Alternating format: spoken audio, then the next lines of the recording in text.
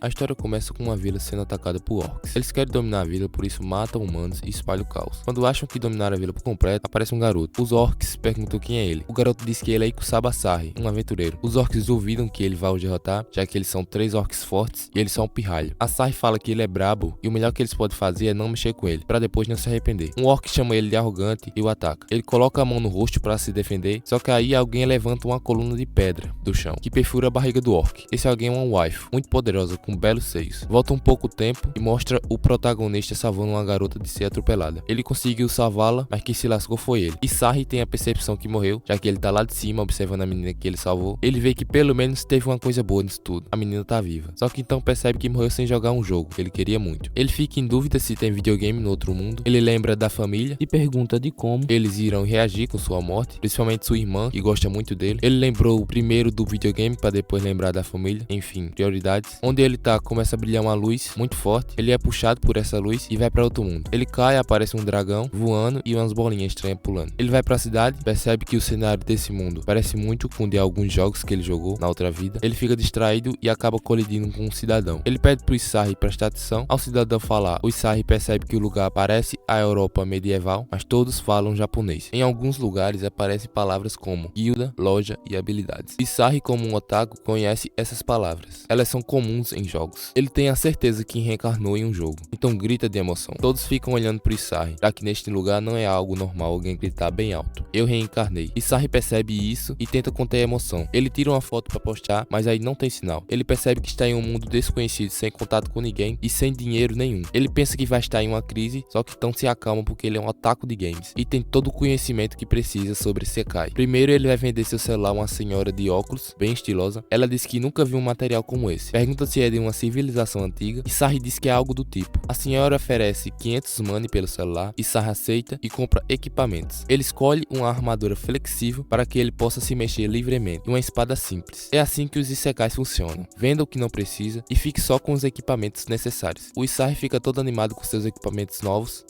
com a autoestima bem elevada, fala até que pode fazer linha de frente. Ele vai em um lugar onde oferece missões para fazer. Ele fica na fila esperando. Quando chega a sua vez, esta moça pergunta se ele procurou uma missão. O Sarri diz que é a primeira vez dele. A moça pergunta se ele está nervoso. Ele fala que só um pouco. Ela diz que vai assumir a responsabilidade e ensinar todo tipo de coisa para ele. Ela começa pedindo para ele assinar um formulário e depois oferece uma missão simples: só matar uns coelhos assassinos. Nesta missão ele enfrentará monstros rank E. Ele vai para a missão. Chegando lá, ele se depara com um dragão.